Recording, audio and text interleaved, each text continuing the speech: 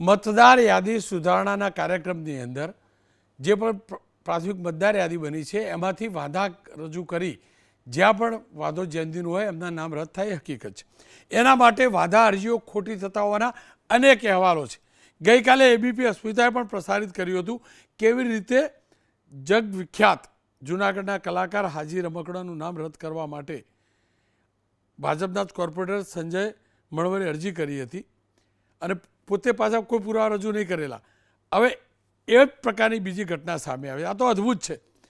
જૂનાગઢના જ ward number 6ના ભાજપના જ નગરસેવક પ્રવીણભાઈ વાઘેલાએ સોગંદનામું કરી ફોર્મ નંબર 7 હેઠળ કરાયેલી વાંધા અરજીઓ રદ કરવાનો ઉલ્લેખ કર્યો છે.